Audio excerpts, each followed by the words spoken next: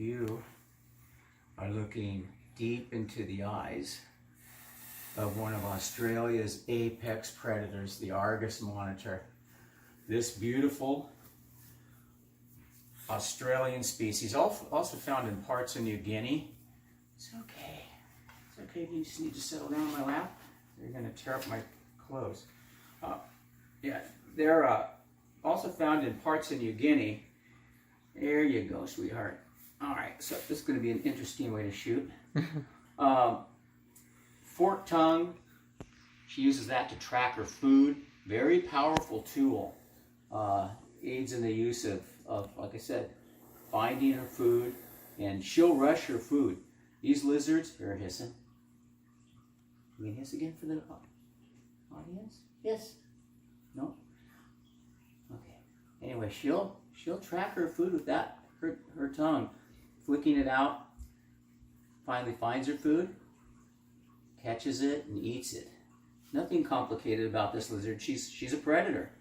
That's all she does. All she thinks about is the next meal to come. And it can come in the form of just about anything. Venomous snakes. And she has no problem killing and eating venomous snakes because she's immune to the venom of the Australian species that she kills and eats. They'll raid crocodile nests, eat the eggs of small crocs. She'll eat birds, mammals, other lizards. They are cannibalistic, like the Komodo dragon. Komodo dragon babies actually have to hide in trees from their parents. But this lizard can run from 0 to 35 miles an hour in about 5 seconds. It's possibly one of our fastest reptiles. And they'll hit their prey and traumatize it and swallow it whole. So she needs to kill her food fast because there are other monitors, maybe other predators around that might try and steal her food. So this animal is designed to kill quick and swallow her food quick. She won't even take the time to chew her food. She has very sharp teeth for lacerating, usually lacerating the spinal columns of the venomous snakes she eats, to make that quick kill. But she will. Oh, I just love that hiss. To catch you. She will eat that food as quickly as she can, and then she's off to the next meal. Maybe I'm crazy, but I just think that's a beautiful sound. I just think, are you singing to me? Let me catch you. You singing to me, sweetheart? All right, enough singing. Oh, one last look at the camera. There, now you're being a little bit better behaved. Okay, we're going to turn her loose. And until next time.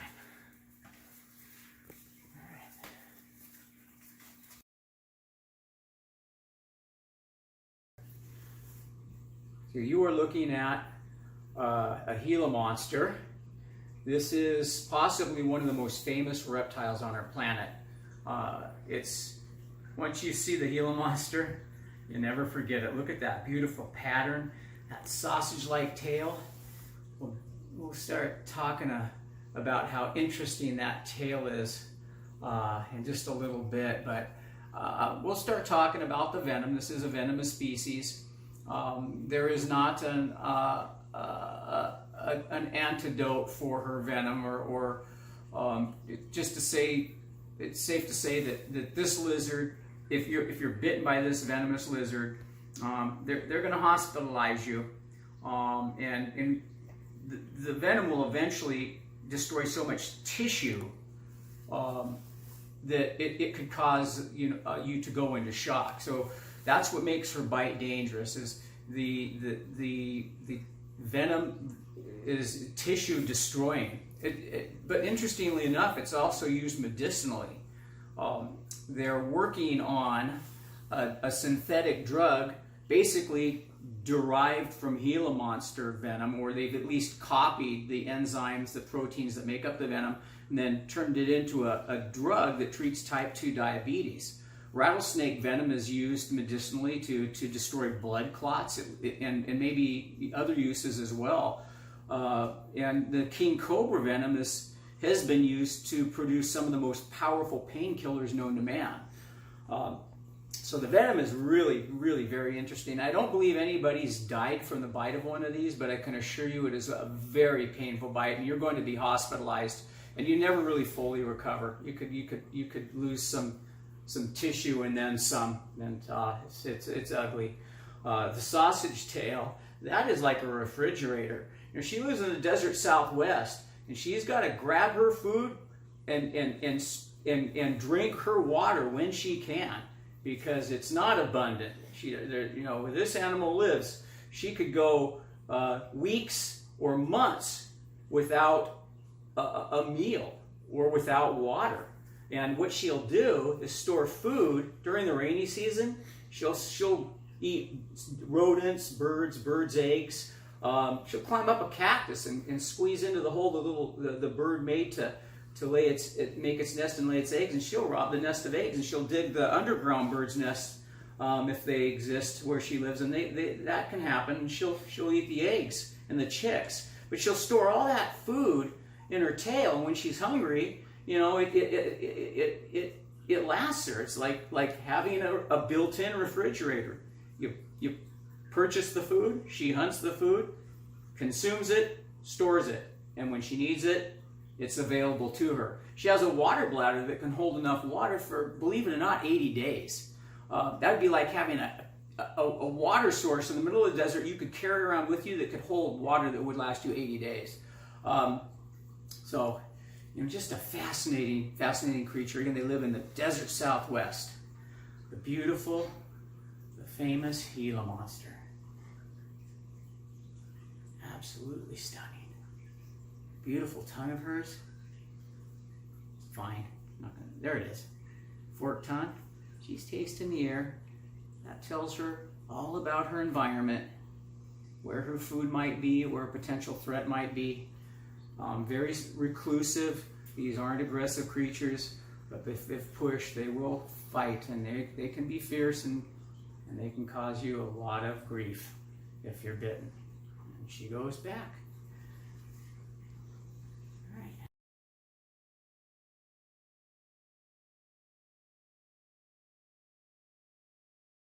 Beautiful, beautiful Toka Gecko stuck to a window using a physical reaction. This clever little gecko found in Southeast Asia lives in people's homes, actually cohabitate with people.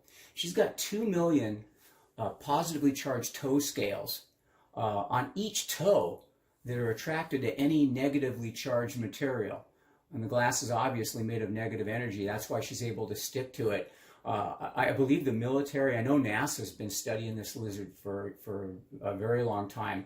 Toy companies, toy manufacturers, I think are getting in on the action. And if they aren't, they should.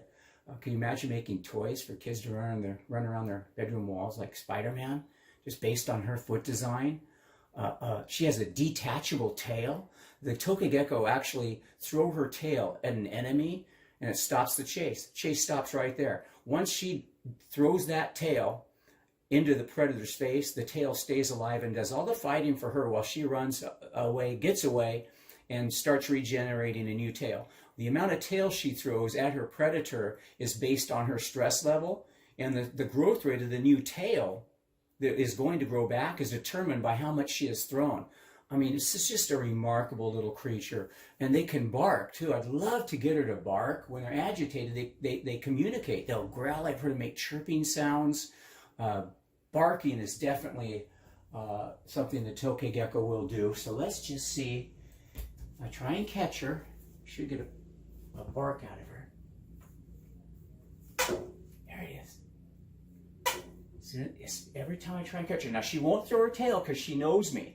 So her stress level isn't at that point where she would feel the need to throw it. But if a cat went after her, she would throw that tail. I guarantee you the cat would attack the tail instead of her. It works. These things know how to survive. Come here, you. I do not want to get bitten by her. Gotcha. Because that mouth, that is full of very sharp teeth, wicked little teeth. These are cannibalistic. Again, you can't see those wicked little teeth in there, But that is the head of a cannibalistic lizard. In other words, boys and girls, she eats her roommates. Lizard moves into her habitat, she gobbles it down. See the oversized head? And when she needs those teeth, they pop out. And a bite from this would be medically significant. That's as gentle as I can be with my dialogue. Interior of the mouth, brightly colored, just like the exterior of her body. And that protects her. That will trick her enemies into thinking she's venomous or poisonous. And there is a difference. Venom's injected, poison's ingested. Both can kill a predator. If they believe she's venomous or poisonous, the predator factor is at 0. There's the little toes. See if we can get you to pose without biting me. There you go. Look at you. Look at those big nocturnal cat eyes. Absolutely gorgeous golden eyes. At night, those dilated, those vertical pupils dilate to the size of, they're like round as dimes. And then she goes on the hunt like a little vampire, hunting other lizards. She'll eat small invertebrates as well. But a Toka Gecko in its native habitat is going to go after other lizards. So glad you got to meet her. So glad.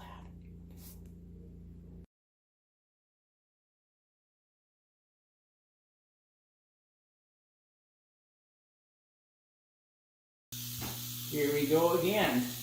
Another favorite of mine, the neotropical rattlesnake. A beautifully marked rattlesnake. Look at those diamond-shaped patterns. Almost similar to a western diamondback. Not quite, but you can see what I'm talking about. This snake is in defensive position. She is afraid of me. I'm much bigger than she is. She will follow my every move. Again, snake's eyesight's based on movement. She's going to follow me around. I am the antagonist. I am the predator. And she, even though she knows me, and I take good care of her, and I feed her on a regular basis, this snake, I'm going to walk in front of the camera. Sorry, folks. She will not tolerate me. She does not see me as a friend. She sees me as a foe. She's not built like the king cobra who will eventually let me freehand her with no problem.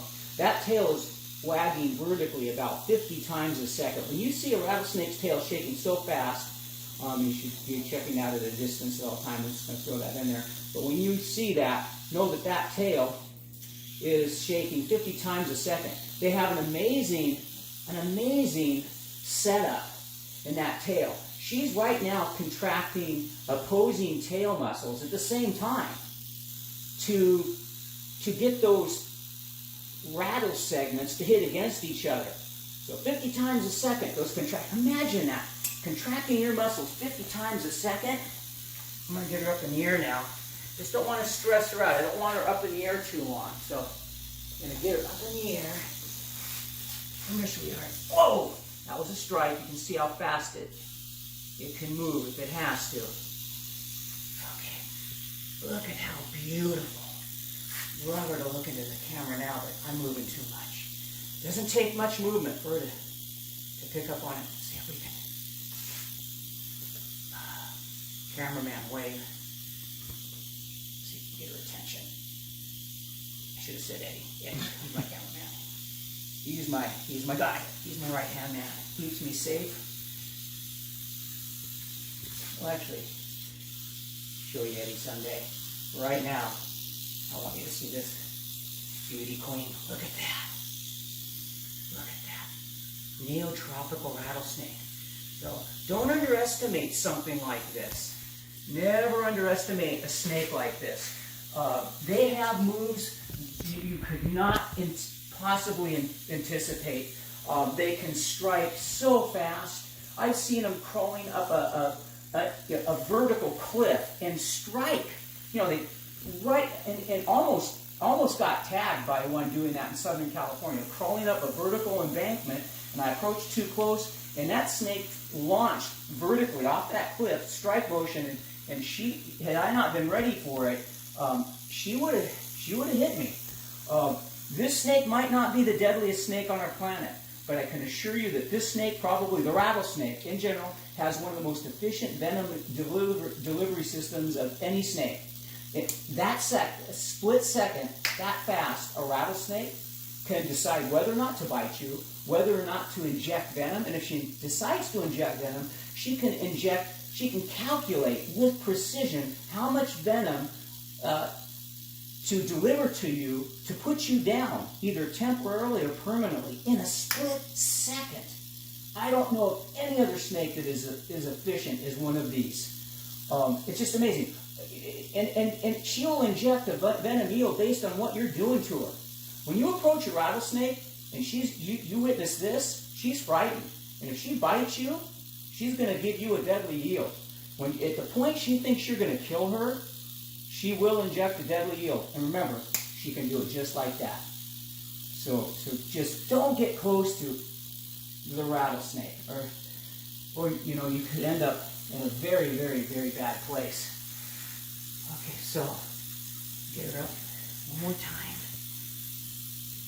It's funny, you know, they're amazing. She doesn't strike unless she thinks she can hit her target. Every time she strikes, she loses energy. They don't have a lot of stamina. And the few predators a rattlesnake has counts on that. But they're very difficult to see. Very difficult to see on the ground.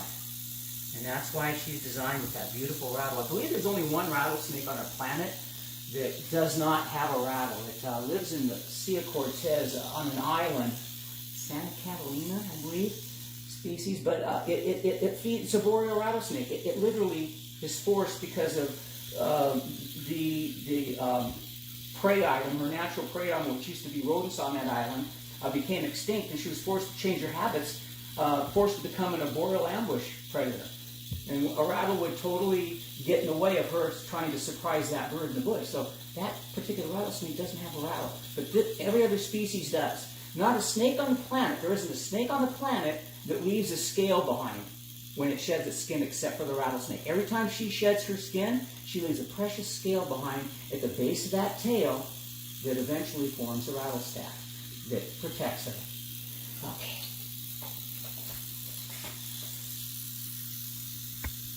Don't strike that way. You'll hurt yourself. I know what you're up to. Sneaky girl. Say goodbye to Chili Pepper. Yeah, I named you, didn't I? Okay, I love you. I know you'll never feel that way about me. And I won't force it. Okay, and she goes back.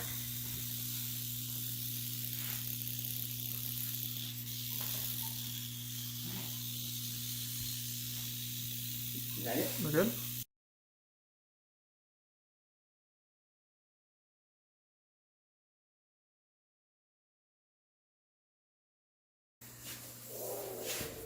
I just want to show the audience what a king cobra really looks like. Okay, beautiful. Stare into the camera, not at me. So here I am practicing social distancing in my venomous snake lab. I've got a lot of fascinating snakes to show you today. Over the next few months, I'm going to bring out different venomous reptiles.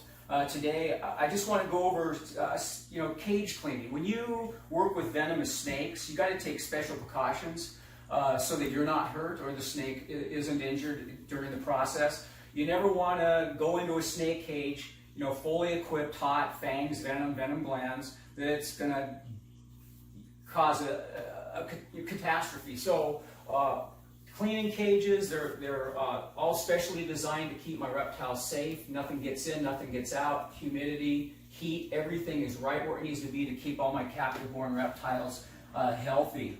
Now, the rules I follow that I will never break is, number one, never interact with a venomous snake if you don't have to. Rule number two, never take your eyes off of that venomous snake. So here we go. This is a king cobra. This is definitely a snake that has enough venom to stop the heartbeat of an elephant or at least 30 men.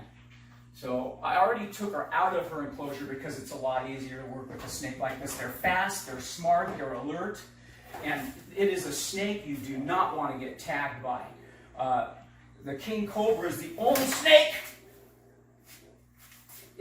only snake that will build a nest. The female king cobra will build a nest And it's not hard to take your eyes off of something like this, I can assure you that. And she will guard that nest, just like you are watching her in action right now. Oh! Oh, don't want to go in there. So basically, just want you to get a good look at how gorgeous this thing is. Again, I'm not going to take my eyes off of this gem. Hissing, hood fully extended, that's rib cage. It's like rebar. And when she's agitated, any cobra is going to hood. Okay, so I'm going to get her out. And again, I don't like using tongs or hooks when I work with venomous snakes, because if you do, you're liable to injure the snake. And I just don't want to risk that. I will use tongs and I will use hooks, and you'll see me when I'm handling Gabo Vipers. I've got a nice neotropical rattlesnake to show you. Okay, there she is, a beautiful, beautiful female king cobra.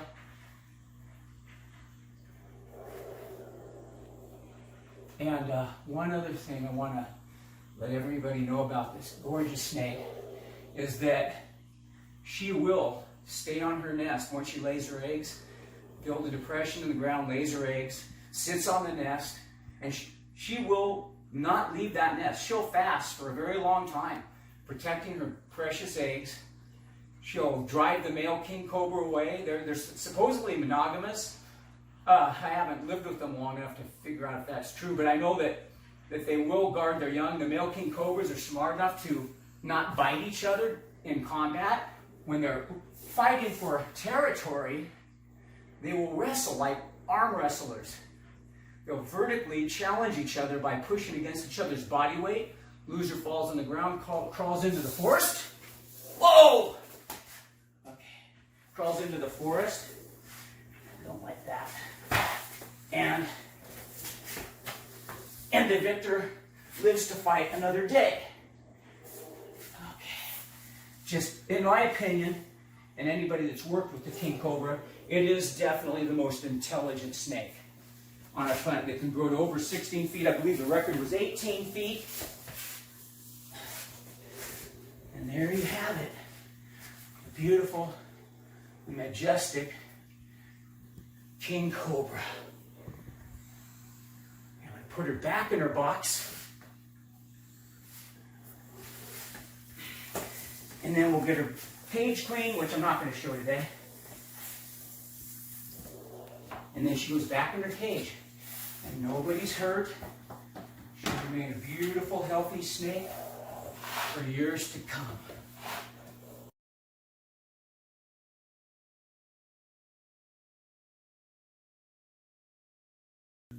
Okay.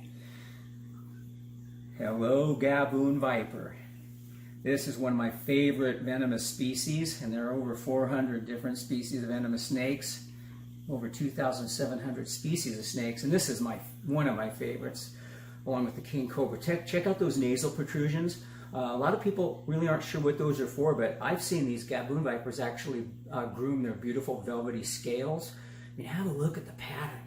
Those are velvety scales. These snakes rely on not only drinking water from just standing water, but they will actually absorb rainwater. I'm going to stop using the hook. Through those beautiful velvety scales. Now you're looking at perfect camouflage.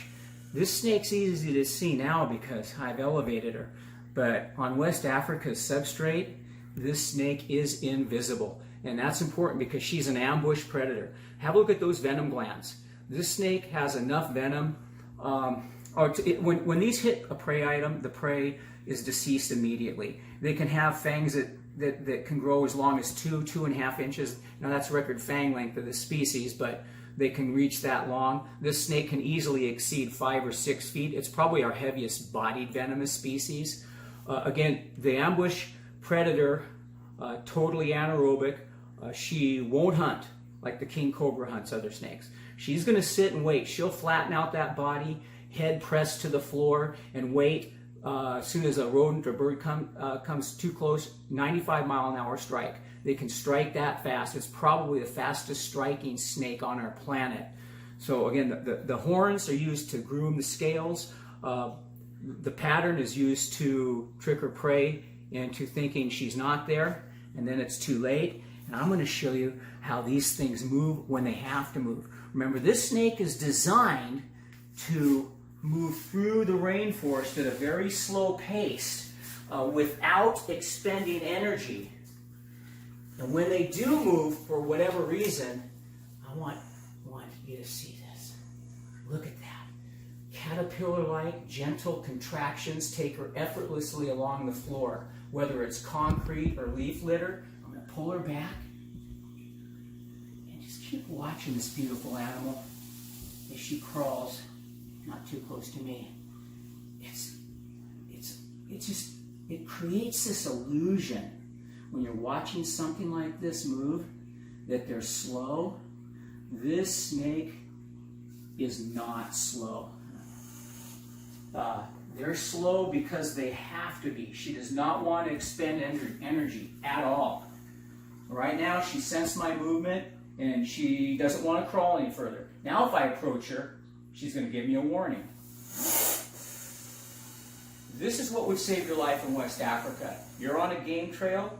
You're going through the bush, trying to get from point A to point B. This snake's on that trail. That's where she ambushes her food. She wants to wait, kill, and eat. If you come by, she's gonna, big red flag. I'm here. If you step on me, it's not a good idea. So at least she talks to you. I love that about this snake, the rattlesnake that you're going to see it, when I show another video. These creatures will talk to you. They will use body language. They'll make certain sounds. Their body will change. She'll puff up, make herself easy to see on that forest floor. So this snake can easily go months without eating. I've heard up to a year without eating because when they move, I doubt if I can get her to crawl anymore, but when they move, they move with as little motion, snake-like motion as possible. If she moved like a normal snake and wasn't successful on a hunt, she would starve to death. See, I'm gonna catch her. And another species, you would not want to be bitten by something like this.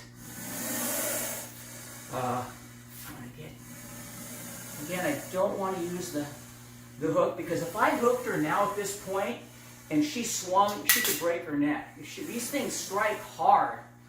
So I just don't, and even when I use them, I've taped the tip so I can't hurt her. Oh, there she goes. There she goes. She goes, I'm going to pull her back. I really want people to, I know I'm spending a lot of time, but why not? Why not? Okay, sweetheart. Okay, let's show them how you move. Let's show them how you make ground. Look at that. Just amazing. I don't care how you feel about snakes. You could love them, hate them. You got to admit they're fascinating and gorgeous. Amazing, gorgeous Gabo Viper.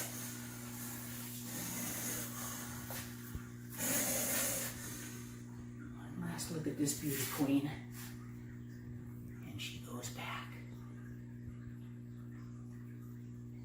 Back you go, darling. Back you go.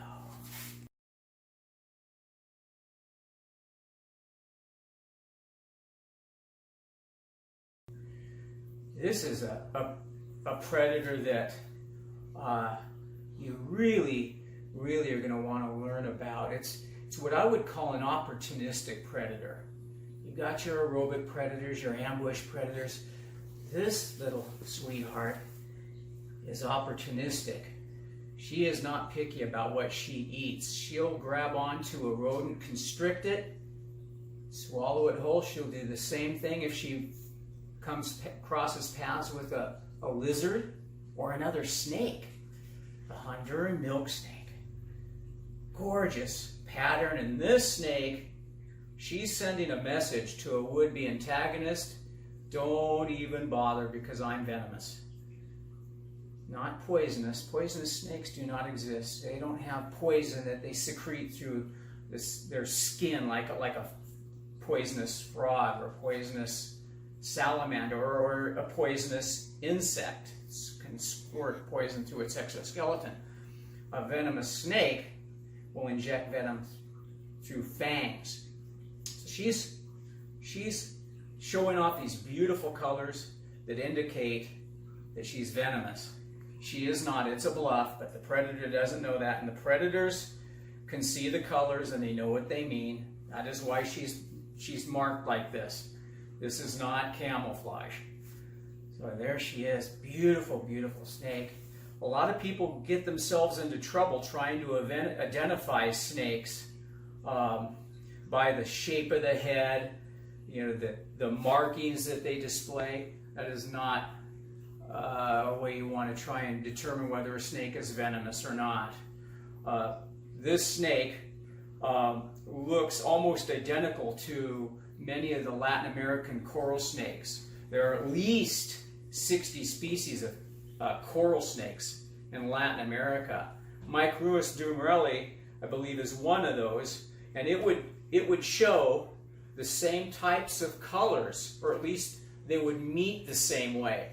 So I want to explain this to my audience. Let's talk about North American species, like a king snake, a scarlet king snake. That snake is harmless, and it would have red to black, friend of Jack, venom lack. I know most of you have heard that. And then if red meets yellow, that kills a fellow. The coral snake. That's how people in North America tell the two different species apart. In Latin America, it's the opposite. So this beautiful Latin American milk snake, which is harmless, has red to black. In North America, venom lack. In Latin America, that's a venomous species. That is a coral snake. Many of those coral snakes have these identical markings.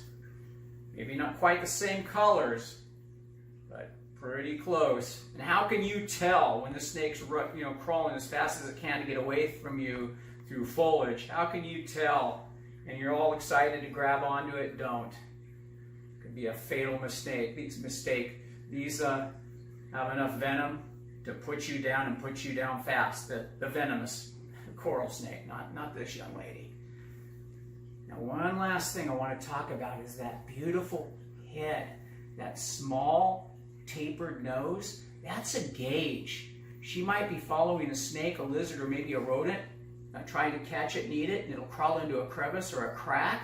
And if she can get just the tip of that nose in, that lets her into the crack past it. That lets her know that she can follow her prey. She can actually contract her body and to a point where she can continue to hunt her prey even after it's made its escape into a crevice. And if she can't get that little gauge of a nose into that crevice, she won't pursue it. Why expend the energy? Why get stuck? All right.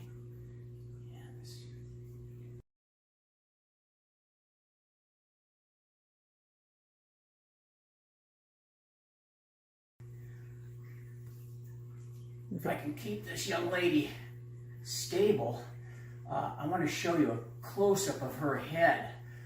This is a apex predator that lives in South America, the green anaconda. If we can get tight on her head, you're going to see that she has, not making her angry, she has nostrils fixed on the top of her head, and her eyes are fairly close to the top of her head, and that's because she's going to ambush her prey in the water. This big muscular body is going to be underneath the water with just the head above the surface. When she detects an animal's presence that she wants to eat, that can include a caiman. It's like a South American crocodilian. She's going to grab it and eat it. And what makes this snake so fascinating to me is how she takes her prey. These are one of the fastest striking snakes on the planet. She could easily strike at speeds of up to 75 miles an hour. And that croc doesn't have a chance because she has spikes. A 15 or 20 footer has 100 spikes for teeth. And they'll pierce that croc armor like nothing. And that happens in a split second.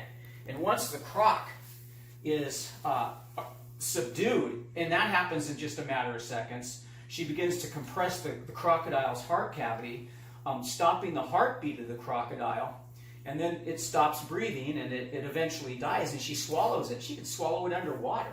She has to. Boy, these things are powerful. Pound for pound, this is the most powerful reptile on our planet. And by the way, it's our largest largest snake, 550 pounds, and I believe that snake was 30-footer. But anyway, once she swallows the croc, then she'll digest it. Now, how does she kill an animal as strong as a crocodile, or a caiman, I should say? Well, element of surprise, power, brute force. And she has a lung that can hold a lot of air. So she'll take a deep breath, hit the caiman or capybara or any food item, and constrict it. But if she has to, she can hold her breath for up to an hour and a half or even 2 hours. And she'll literally slow her heart rate down to maybe a beat or two a minute so that she can hold her breath that long.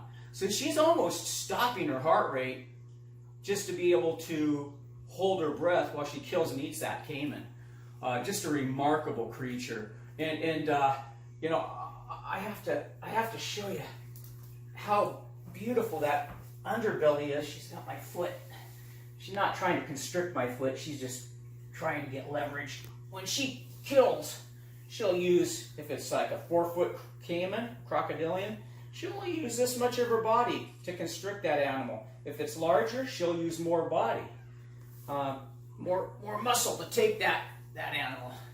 The last look at her, and beautiful belly.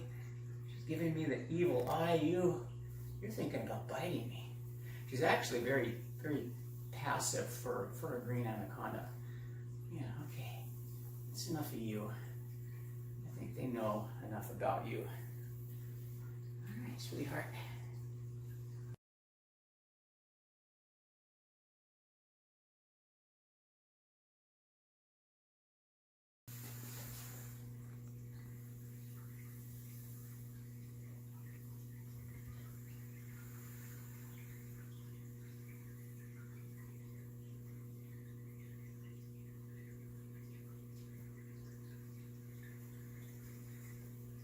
Beautiful albino Burmese Python.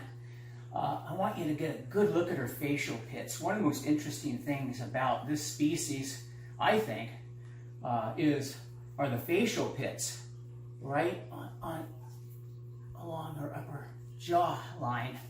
You will see, if I can hold her still, these are so powerful. You can see those facial pits. She's an ambush predator. And these large reptiles, these large snakes, they're not going to hunt their prey. They're going to lay in wait. And a prey item comes by. It could be a chicken, very common in Southeast Asia. By the way, you'll steal those chickens right out of their cages. You leave the food to the people, darling. You've got enough in the forest to eat.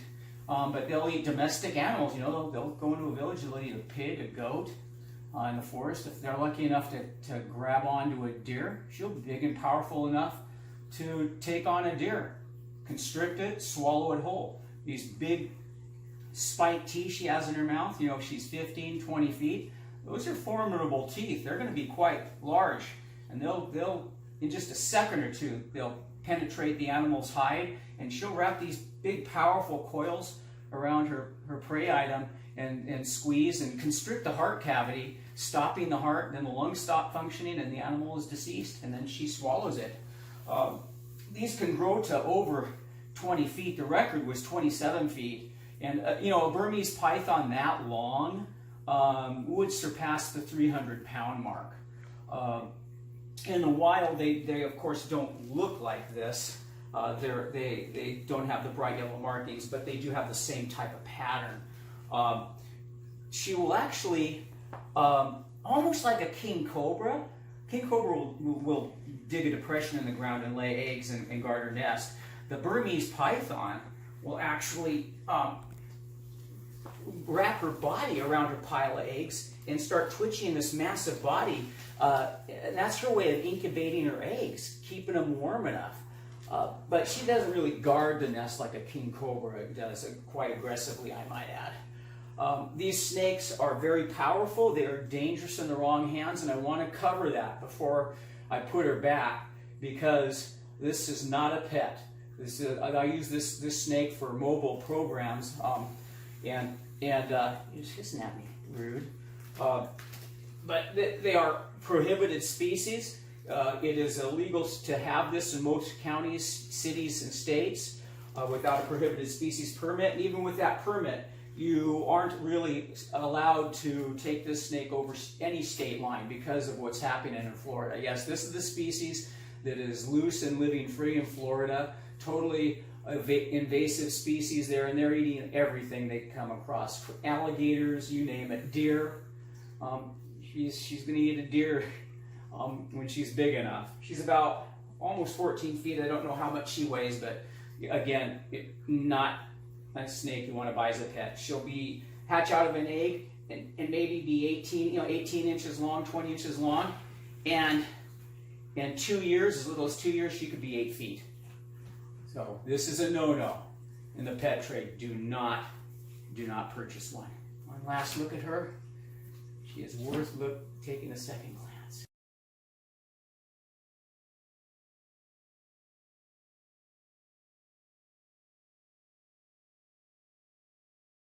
Hi, I got a gorgeous American alligator in my hands. I'd love to show you the facial features of this animal. Everything serves a purpose.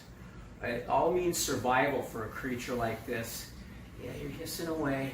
If I can get her to open her mouth, and that's not a problem, get a close-up view of that mouth. You can see that tongue that is laying right over the lower jaw actually is a trap door. That trapdoor-like tongue will shut off her airway when she grabs a food item, and she can actually eat and swallow underwater without taking water into her lungs. So the food goes where it's supposed to, and the water stays out. Now, I don't want her to grab onto me. She's pretty tame. You know, alligators are really sophisticated creatures. They're smart, and each one has its own personality. You know, she's a sweetheart. Now she's an animal rescue. I'm going to find her a home where it's legal to keep them, a sanctuary somewhere in the States. But right now I'm nursing her back to health. She was penned up with some larger alligators, and they really beat her up. So she's still a little light, but very good tempered considering what this poor animal's been through. But you can see that tongue. I just want to make sure everybody sees that. And now we're going to go to another amazing